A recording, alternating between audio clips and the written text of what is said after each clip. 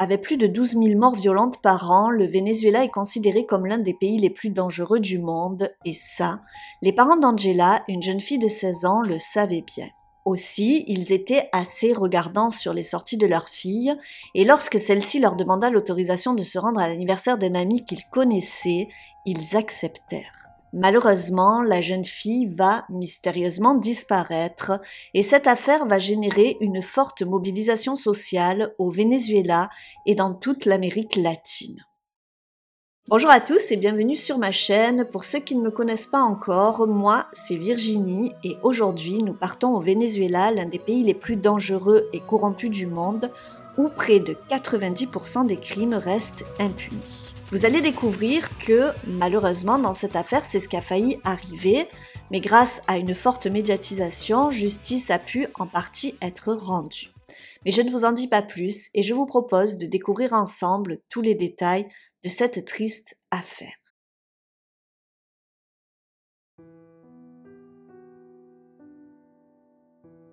Angela est née en 2002 au Venezuela et plus précisément dans l'état de Bolívar.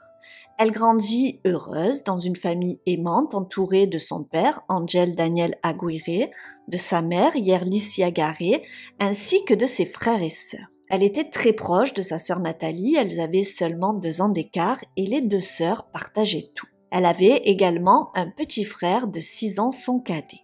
Le papa d'Angela était ingénieur, il travaillait dans une entreprise d'État et sa maman était coiffeuse. Elle avait ouvert un petit salon de coiffure à domicile et Angela, qui était passionnée d'esthétisme, prenait beaucoup de plaisir à aider sa maman dans son travail. La famille vivait donc heureuse au Venezuela au sein d'un quartier populaire de la ville de San Félix. Les parents d'Angela avaient toujours eu à cœur de bien éduquer leurs enfants. Vivant dans un pays extrêmement dangereux, ils avaient conscience que pour une jeune fille, il fallait être prudente. En effet, avec plus de 45,6 morts violentes pour 100 000 habitants, ce qui représente 7 fois la moyenne mondiale, le Venezuela est reconnu comme l'un des pays les plus dangereux du monde. Le Venezuela, comme beaucoup d'autres pays d'Amérique latine, est parasité à la fois par les voyous du haut et les voyous du bas. Entre le trafic de drogue, les extorsions et les enlèvements, le pays est également gangréné par la corruption et une mauvaise gestion de l'État. Et comme c'est souvent le cas, ce qui trinque le plus, ce sont le peuple, les petites gens. Et ça, les parents d'Angela en avaient conscience aussi, ils étaient assez stricts sur les endroits que fréquentait leur fille, ils voulaient toujours savoir où elles allaient et avec qui elles étaient. Angela, elle, était une jeune fille de son âge, elle avait 16 ans et n'avait pas vraiment conscience des dangers qui peuvent peser sur une jeune fille dans ce genre de pays. Elle était éprise de liberté, de nouvelles rencontres. Ce qu'elle voulait, c'était sortir avec ses amis, vivre des expériences et comme toutes les jeunes filles de son âge, et ce peu importe le lieu géographique, elle était assez frustrée des contraintes que lui imposaient ses parents. Concernant sa scolarité, elle étudiait au lycée de San Félix et elle était connue pour être très sociable, affectueuse et extravertie. Elle avait un grand sens de l'humour, elle aimait rire, elle allait facilement vers les autres et elle avait cette capacité à se faire de nouveaux amis. Elle aimait la vie, les sorties, ses amis et adorait danser. Angela était aussi une fille au grand cœur qui aimait se rendre utile et aider les autres. D'ailleurs, elle rêvait d'entreprendre des études de psychologie après le lycée. Le 23 mars 2019, Angela se réveilla quelque peu frustrée, l'une de ses meilleures amies fêtait son anniversaire et ses parents refusaient de la laisser y aller. Elle avait insisté, mais ses parents étaient formels, sa copine n'habitait pas à côté et en plus de cela, elle vivait dans un quartier malfamé et il était hors de question qu'ils prennent le risque de se déplacer là-bas pour aller la mener ou la récupérer en fin de journée, c'était bien trop dangereux. Ce jour-là, c'était aussi l'anniversaire de José Alberto Cedeño, l'ex-petite amie de l'une de ses meilleures amies. Il fêtait ses 18 ans. Angela le connaissait depuis 3 ans et au fil du temps, ils étaient devenus amis. Ce matin-là, elle lui envoya donc un message pour lui souhaiter son anniversaire et José Alberto en profita pour l'inviter à fêter cela ensemble. Son parrain, qui était un entrepreneur à succès, avait un petit bateau et pour l'occasion, il avait proposé à son filleul de le mener sur une petite île, la Terecaya, se situant au cœur du fleuve Caroni. C'est une petite île aménagée spécialement pour y faire la fête. Il y a juste un bar et une piste de danse et l'on peut y accéder qu'en bateau privé. José Alberto devait rejoindre son parrain dans un club privé et c'est de là qu'il devait partir en bateau en direction de la Terekaya. Angela fut tout de suite séduite par la proposition, mais elle savait qu'il fallait la jouer fine. Elle devait d'abord obtenir l'autorisation de ses parents. Aussi, elle préféra leur cacher une partie de la vérité et elle leur raconta que José Alberto l'avait invité pour son anniversaire. Ils devaient le fêter dans un très sélect club privé à Guayana, ce qui était bien pratique car c'était près de leur domicile et c'était une zone très sécurisée. Ce club était un lieu de rencontre huppé et fréquenté par des commerçants et des entrepreneurs à succès. Elle raconta que l'anniversaire de José Alberto devait avoir lieu au bord de la piscine de ce club avec quelques amis et membres de la famille du jeune homme. Pour la petite info, sachez que seuls les membres et les invités étaient autorisés à rentrer sur le site et la sécurité à l'entrée était très stricte. Elle préféra leur cacher le fait qu'en réalité, ils avaient l'intention de se rendre en bateau sur une île pour faire la fête. Elle savait très bien que si ses parents avaient su la vérité, ils ne l'auraient pas accepté. Au départ, les parents d'Angela n'étaient pas très chauds, mais ils lui avaient déjà refusé de se rendre à l'anniversaire de son amie. Ça ne leur faisait pas plaisir de la restreindre ainsi. D'ailleurs, Angela, suite à ce premier refus, les avait un peu boudés. Là, toutes les conditions étaient réunies, ils connaissaient José Alberto, le club était sécurisé et très sélect, et en plus, ils n'avaient pas beaucoup de route à faire pour déposer et aller récupérer leur fille. Après y avoir bien réfléchi, ils acceptèrent au final qu'elle se rende à cet anniversaire. Angela était aux anges. Aussi, ce jour-là, à 17h, son père l'accompagna sur le parking du club italo-vénézuélien. Mais Angela ne pouvait pas entrer si elle n'était pas accompagnée d'un membre du club. Aussi, ils attendirent sur le parking qu'un membre de la famille de José Alberto vienne la récupérer. Angela n'avait pas oublié de préciser à José Alberto de ne surtout pas parler de bateau devant ses parents. Avant de la laisser partir, son père lui fit les dernières recommandations, pas d'alcool, pas de drogue. Il lui demanda également de garder son téléphone toujours sur elle pour qu'il puisse la joindre à n'importe quel moment. Et bien évidemment, il lui demanda surtout de rester toujours vigilante. Angela le rassura, lui fit un bisou et rentra dans le club. Il était prévu que la jeune fille reste à la fête d'anniversaire de 17h à 20h, heure à laquelle ses parents étaient censés venir la récupérer sur le parking. La soirée avançait et à 19h30, ses parents tentèrent de la joindre sur son téléphone pour la prévenir qu'il n'allait pas tarder à arriver. Mais Angela ne répondit pas. À 20h, ses parents vinrent la chercher, cela faisait plusieurs fois qu'ils tentaient de la joindre, mais elle ne répondait toujours pas. Ils se garèrent donc sur le parking et tentèrent une nouvelle fois de la contacter pour lui dire qu'ils l'attendaient. Malheureusement, le téléphone d'Angela sonnait encore dans le vide et tombait sur la messagerie. Elle ne répondait toujours pas. Au-delà d'une inquiétude qu'il commençait à ressentir, ses parents étaient assez embêtés car ils savaient qu'ils n'avaient pas la possibilité d'entrer dans le club pour y chercher leur fille. Ils étaient donc sur le parking, impuissants. Les minutes passaient et Angela restait toujours injoignable. Il savait bien que le club était un endroit sécurisé, le parking, lui, l'était moins. Aussi, il n'était pas très prudent de stationner si longtemps sur un parking en pleine nuit. Il risquait à tout moment de se faire agresser. Ils essayaient de rationaliser, ce club était un endroit sûr, Angela était une fille sérieuse, il devait certainement y avoir une explication à tout cela. Peut-être qu'en dansant, elle avait fait tomber son téléphone et elle l'avait perdu. Par prudence, ils rentrèrent chez eux tout en continuant à tenter de joindre leur fille. L'analyse des téléphones montrera que ce soir-là, ses parents ont tenté de la joindre 56 fois en vain. Ils étaient extrêmement inquiets, ils n'arrivaient pas à dormir. Qu'était-il arrivé à Angela? Pourquoi ne répondait-elle pas? Ils n'avaient pas le numéro de José Alberto ni son adresse, ils n'avaient aucun moyen de joindre Angela ou les personnes censées se trouver avec elle. C'est alors qu'à 2h du matin, le téléphone sonna, c'était la mère de José Alberto et ce qu'elle leur apprit leur glaça le sang. Elle leur raconta que dans la soirée, Angela était tombée d'un bateau et qu'elle avait disparu. Ses parents étaient sous le choc, elle ne leur avait jamais parlé d'un bateau, elle leur avait dit qu'elle devait simplement fêter un anniversaire au bord d'une piscine. C'est alors que la mère de José Alberto leur apprit que ce jour-là, vers 18h30, Angela, José Alberto et 6 autres personnes étaient montées sur le bateau du parrain de son fils pour se rendre sur une île, la Terekaya, située au milieu du fleuve Caroni. Et effectivement, sur son compte Facebook, ce soir-là, à 20h, Angela avait posté une photo d'elle sur un bateau avec un gilet de sauvetage. C'était le choc et l'incrédulité pour les parents de la jeune fille, elle ne leur avait jamais parlé d'une sortie en bateau. Terrifiés, ils se rendirent chez José Alberto pour tirer les choses au clair.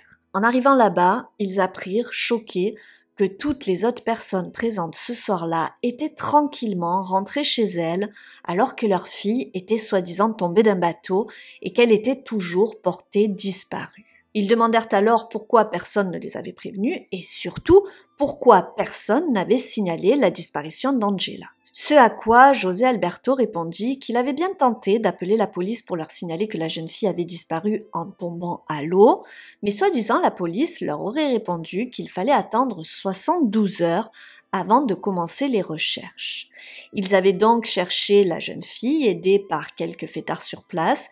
Ils ne l'avaient pas trouvée, la nuit était tombée et ils avaient été obligés de quitter l'île par sécurité. Ils étaient donc tous remontés dans le bateau pour rentrer chez eux. Lorsque José Alberto était rentré chez lui à 2h du matin, ivre, il avait raconté à sa mère ce qu'il s'était passé, et lorsqu'elle lui avait demandé s'il avait pensé à prévenir les parents de la jeune fille, il avait répondu que non, et c'est là qu'elle avait pris l'initiative de contacter les parents d'Angela. Les parents d'Angela étaient très inquiets, en colère et plutôt sceptiques quant aux déclarations de José Alberto, qui avait en plus en sa possession le sac d'Angela, ses vêtements, ainsi que son téléphone dont l'écran était brisé. Mais surtout, pourquoi tout le monde était parti comme si de rien n'était.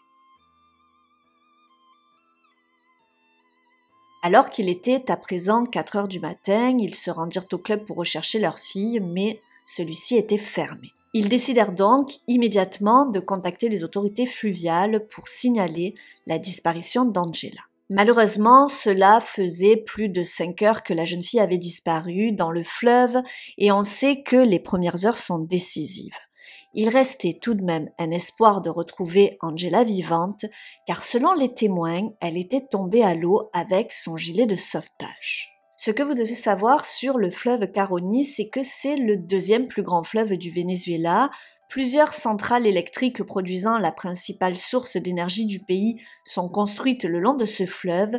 Il est donc très dangereux car lorsque les centrales ouvrent les vannes, il y a de puissants courants. Les recherches commencèrent et les parents d'Angela se servirent des réseaux sociaux pour rameuter un maximum de volontaires ayant un bateau pour aider aux recherches. Comme je vous l'ai dit, au départ, il y avait encore un petit espoir de la retrouver vivante, car la dernière photo qu'elle avait prise et qu'elle avait postée sur son Facebook la montrait avec un gilet de sauvetage, et selon les différents témoins, elle le portait encore lorsqu'elle avait disparu. D'ailleurs, à ce propos, plusieurs témoins furent entendus, mais ils ne donnèrent pas tous la même version. La plupart racontèrent que ce soir-là, une fois arrivés sur l'île, ils amarrèrent le bateau et partirent immédiatement profiter de la fête.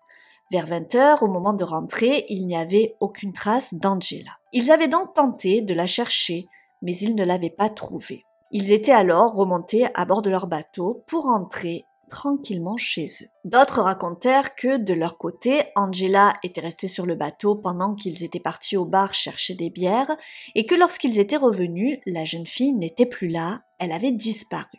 Ils avaient alors tout de suite pensé qu'elle était tombée à l'eau, ils l'avaient cherchée mais ne l'avaient pas trouvée. Ils étaient alors remontés à bord du bateau pour rentrer chez eux. La nouvelle de la disparition d'Angela devint rapidement virale sur les réseaux sociaux et beaucoup ne croyaient pas en la version de l'accident. De plus, qui serait rentré tranquillement chez lui alors que son ami était tombé d'un bateau, sans prévenir personne, d'autant plus lorsqu'on connaît la dangerosité du fleuve Caroni. Le premier jour de recherche resta infructueux, aucune trace d'Angela. À cause de toute l'agitation médiatique, le gouverneur de l'État ordonna l'intervention de l'armée. Ils entreprirent donc de contrôler toutes les personnes présentes ce soir-là et le club fut fermé le temps des recherches. Les autorités notèrent plusieurs irrégularités, notamment concernant les mouvements des bateaux. En effet, il était interdit de naviguer après 17h car cela était bien trop dangereux. Le propriétaire du bateau, le parrain de José Alberto, avait donc navigué illégalement.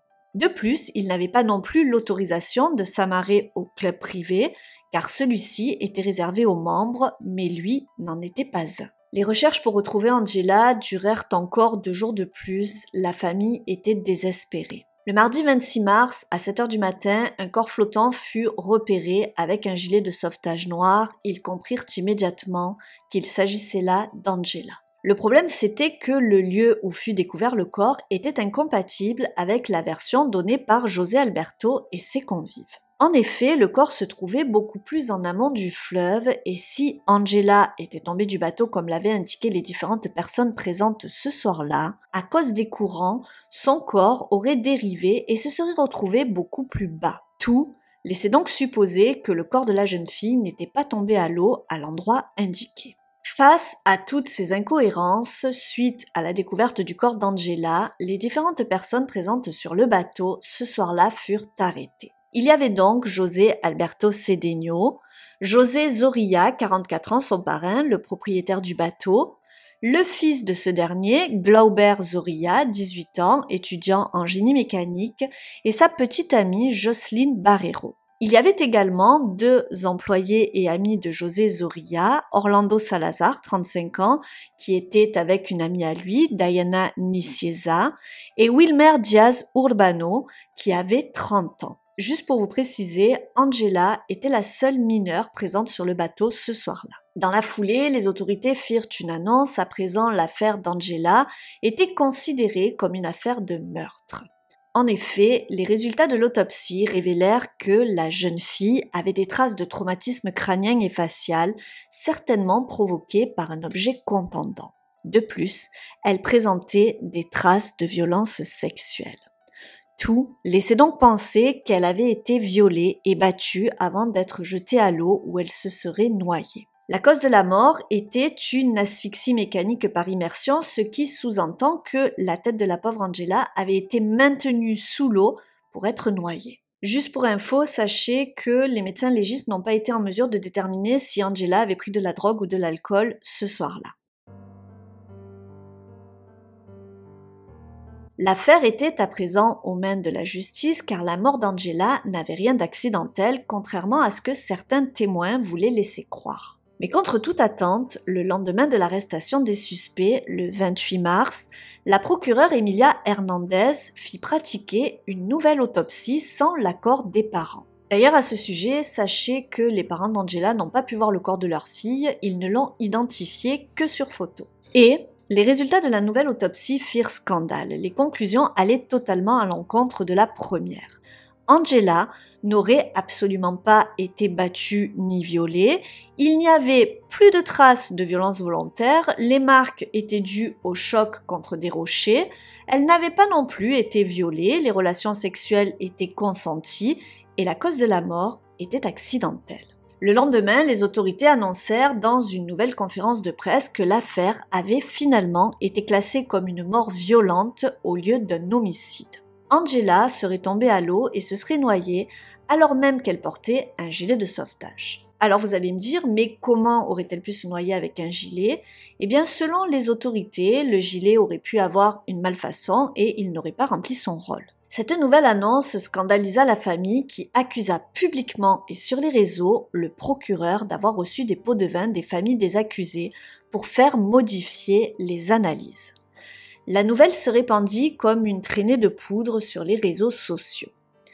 Un média indépendant, reconnu pour son sérieux et ses investigations, Efecto Cucuyo, enquêta sur cette affaire et mit en évidence que les parents des accusés avaient offert 100 000 $ et 3 kilos d'or au procureur et à certains membres de la police scientifique afin qu'ils modifient le rapport d'autopsie. L'enquête de ce média indépendant chamboula totalement cette affaire et suite à cela, la procureure Emilia Fernandez fut récusée. Cependant, entre-temps, José Alberto avait changé sa version pour qu'elle colle mieux au résultat de la seconde autopsie. Voici ce qu'il raconta.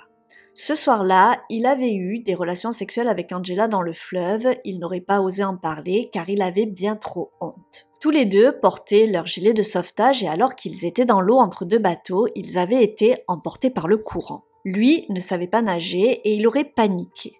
Il aurait réussi à attraper un poteau, mais Angela malheureusement avait été emportée. José Alberto, totalement paniqué, avait alors vu le flash d'un téléphone. C'était son cousin qui le cherchait car ils avaient prévu de fumer une cigarette ensemble. Il l'aurait alors appelé à l'aide et son cousin l'aurait aidé à sortir de l'eau. Mais Angela, entre-temps, avait disparu. Il était 20h30 et tout le monde s'était mis à chercher la pauvre Angela. Il n'était pas trop inquiet car elle avait son gilet, mais la jeune fille restait introuvable. Le niveau de l'eau commençait à monter. Du coup, ils avaient été obligés de quitter l'île car cela devenait trop dangereux. C'est ainsi que se termina la nouvelle version de José Alberto. Mais la famille d'Angela ne croyait pas une seule seconde à cette version. De toute évidence, ils ne pouvaient malheureusement pas s'en remettre à la justice et ils commencèrent alors à livrer une véritable bataille par le biais des réseaux sociaux pour obtenir justice pour leur fille. Nathalie, la sœur aînée d'Angela, qui était aussi sa confidente, raconta que sa sœur n'avait aucune relation sentimentale avec José Alberto. D'ailleurs, depuis quelque temps, ils se voyaient moins souvent car justement, le jeune homme lui avait déjà proposé d'avoir des relations sexuelles mais elle avait décliné. Elle le considérait comme un ami et n'était absolument pas intéressée ni attirée par lui. D'autant plus que, selon sa sœur, elle venait tout juste de se séparer de son petit ami qui était d'une jalousie maladive et elle n'avait pas, selon elle, envie tout de suite de se lancer dans une nouvelle relation. De plus, sa sœur Nathalie ajouta qu'un an auparavant, lors d'une après-midi entre amis au bord de la piscine, Angela avait été jetée tout habillée dans l'eau. Elle avait alors demandé à José Alberto de l'accompagner pour se changer et le jeune homme à ce moment-là avait insisté pour coucher avec elle. Elle avait refusé et depuis, les choses n'étaient plus vraiment pareilles entre eux. Une véritable guerre médiatique s'engagea entre la famille d'Angela et la famille des accusés. Des rumeurs, toutes plus folles les unes que les autres, commençaient à courir. Certains pensaient même que la jeune fille avait été violée par tous les hommes présents ce soir-là sur le bateau. Chacun se demandait ce qui avait pu arriver à la pauvre Angela cette tragique nuit. Le mois suivant la disparition de la jeune fille, sa famille diffusa une note audio. On pouvait y entendre Angela pleurer et dire que José Alberto l'avait violée. C'était un message que la pauvre jeune fille avait envoyé à l'une de ses meilleures amies juste avant de disparaître. Mais le parrain de José Alberto accusa Nathalie, sa sœur, d'en être l'auteur. Selon lui, la famille inventait de fausses preuves pour incriminer son filleul, alors que ce n'était qu'un malheureux et tragique accident. Bien évidemment, pour se défendre, les parents affirmèrent que cette note était authentique et qu'ils étaient encore en mesure de reconnaître la voix de leur fille. Sur les réseaux, vous savez comment ça se passe, il n'est jamais bon d'y régler ses comptes. Les choses sont amplifiées, transformées et on ne sait plus discerner le vrai du faux. Dans cette jungle numérique, certains affirmèrent que Nathalie s'était trahie en disant « José Alberto l'a violée » plutôt que « José Alberto m'a violée ». Alors je vous avoue que c'est pas très clair, d'ailleurs je vous mets l'audio pour que vous puissiez vous faire une idée par vous-même.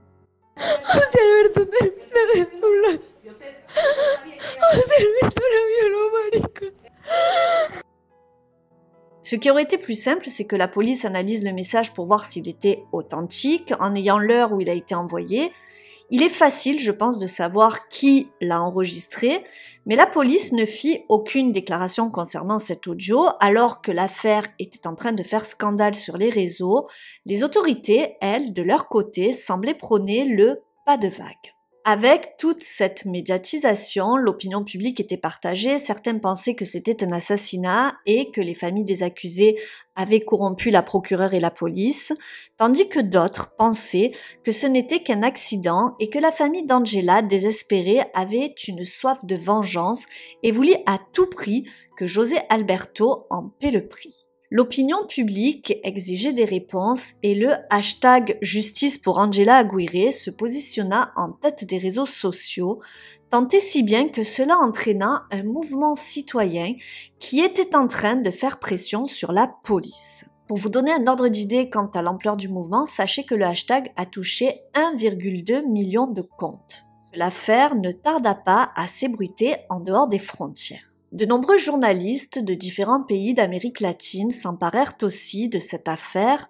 Tous les projecteurs étaient à présent braqués sur le Venezuela, qui n'avait d'ailleurs déjà pas très bonne réputation. Il fait tout de même partie des 15 États les plus corrompus du monde et le taux d'impunité est de 90%. C'est incroyable, 90% des crimes ne sont pas résolus. De leur côté, les familles des accusés, pour défendre les leurs, se mirent à lancer de fausses rumeurs concernant Angela. Ce n'était pas une fille bien, elle avait menti à ses parents pour se rendre à la fête, c'était une fille facile, tous les coups étaient permis. Mais cela n'eut pas du tout l'effet escompté, au contraire, les attaques faites contre Angela ne firent que renforcer les soutiens à sa famille.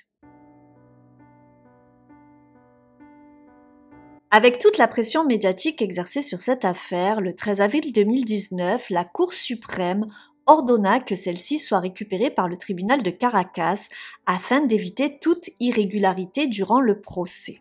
À la suite de cette annonce, des centaines de personnes descendirent dans les rues pour réclamer une nouvelle fois justice pour Angela. Le 19 juillet 2019 s'ouvrit l'audience préliminaire des 7 accusés. À l'issue de celle-ci, tous furent envoyés en détention préventive. José Alberto, quant à lui, fut accusé de féminicide aggravé ainsi que de viol, et les 6 autres accusés furent accusés d'avoir caché le crime et de n'avoir pas aidé Angela. De ce fait, ils étaient considérés comme complices de féminicide. Tous les regards étaient braqués sur cette affaire et les parents d'Angela reçurent même des menaces et des pressions. Mais ils ne furent pas les seuls. 60 organisations émirent un communiqué au gouvernement demandant que le cas d'Angela soit traité le plus impartialement possible, car tous les yeux étaient tournés vers cette affaire. En raison de la crise sanitaire de 2020-2021, la famille d'Angela dut attendre 2 longues années pour que le procès s'ouvre. Alors, sur le déroulement du procès, je ne peux pas trop vous dire comment les choses se sont passées car les débats sont restés privés et rien n'a fuité dans la presse. L'affaire était certainement trop explosive. Le tribunal jugea que José Alberto avait bel et bien violé et assassiné la pauvre Angela avant de la jeter dans la rivière. Son parrain fut reconnu coupable de complicité et il fut donc reconnu coupable du même crime. Tous les deux furent condamnés à 29 ans de prison. Concernant les 5 autres personnes, tous furent acquittés, ce qui scandalisa la famille. Le dossier fut ensuite renvoyé devant la cour d'appel. Le but était de faire reconnaître la culpabilité des 5 acquittés. Malheureusement pour la famille, le verdict fut confirmé. Actuellement, la famille se bat toujours pour tenter d'aller en cassation. La longue bataille de la famille d'Angela n'est donc pas encore terminée. Ce fut un combat très difficile, notamment à cause de la crise sanitaire qui repoussa plusieurs fois le procès, mais aussi à cause du fait que de nombreux témoins finirent par se dégonfler et refusèrent de témoigner à la barre. Aujourd'hui, José Alberto et son parrain sont toujours incarcérés. José Alberto clame toujours son innocence. Selon lui, la famille d'Angela met la pression sur la justice afin qu'un responsable dans sa mort soit désigné, alors que ce n'était qu'un tragique accident.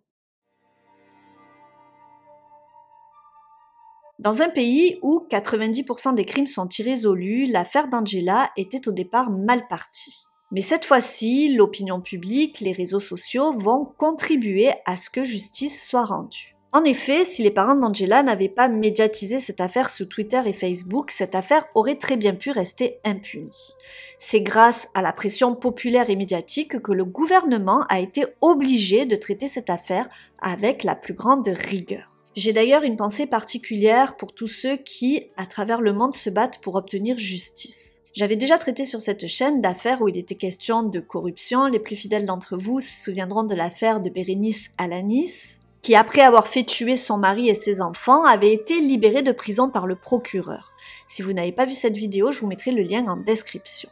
Pour bien comprendre cette affaire, je pense qu'il faut tenir compte du contexte particulier de ce pays. Le Venezuela est considéré comme l'un des pays les plus dangereux du monde, le taux de mort violente est 7 fois plus important que la moyenne mondiale, et ça, les parents d'Angela en avaient conscience. Ils savaient qu'ils vivaient dans un pays dangereux et ils essayaient de protéger leurs filles et leurs fils au mieux. Mais malheureusement, on ne peut pas se méfier de tout le monde et dans un pays où la criminalité organisée, la corruption et la mauvaise gestion de l'État se côtoient, les parents d'Angela pensaient leur fille en sécurité dans un club privé avec José Alberto, un jeune issu d'un milieu aisé qu'ils pensaient bien connaître. Mais dans cette affaire, comme dans celle de Kelly Bunker, c'est d'un ami, une personne soi-disant de confiance que le danger va venir. De ce que j'ai pu trouver, il y a eu des rumeurs qui disaient qu'Angela cherchait José Alberto, mais selon sa sœur, elle n'était pas du tout intéressée par lui. Alors pourquoi donc était-elle allée le rejoindre? Eh bien, j'imagine que ce jour-là, lorsqu'elle l'a appelé pour lui souhaiter son anniversaire, la proposition de José Alberto l'a séduite. Un tour de bateau, son entrée dans un club select et faire la fête sur une île, tout pour plaire à une jeune fille de 16 ans. Angela savait très bien que ses parents ne cautionneraient pas qu'elle parte avec 7 autres personnes majeures sur un bateau, d'autant plus qu'ils ne les connaissaient pas, et ce n'étaient d'ailleurs même pas les amis de José Alberto, ils étaient amis avec son parrain.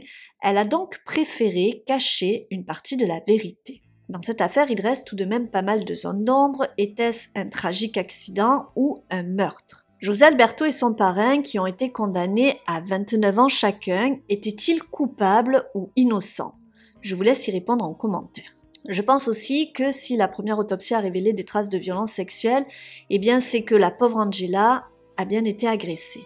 Et j'imagine que, comme l'affirme sa sœur, José Alberto était attiré par la jeune fille, il lui avait déjà fait des propositions qu'elle avait déclinées, et elle avait même pris un peu ses distances avec lui à cause de cela. Je pense que ce soir-là, le contexte, l'alcool, la fête, a fait en sorte de désinhiber José Alberto qui a dû de nouveau insister auprès d'Angela. Celle-ci a sans doute refusé ses avances et cela me paraît plausible de penser que José Alberto l'a certainement agressée. Après cela, elle a, si l'enregistrement est authentique, appelé l'une de ses amies pour tout lui raconter. Est-ce que quelqu'un a entendu cet appel et a prévenu José Alberto qui aurait décidé de se débarrasser de la pauvre Angela par prudence? En faisant passer le meurtre pour un accident tragique, peut-être s'était-il dit que dans un pays comme le Venezuela, il avait toutes les chances de ne pas se faire attraper. J'ai une pensée particulière pour les parents d'Angela, sa sœur et son frère qui vivent endeuillés et se battent aujourd'hui encore pour que les autres personnes présentes sur le bateau soient tenues responsables.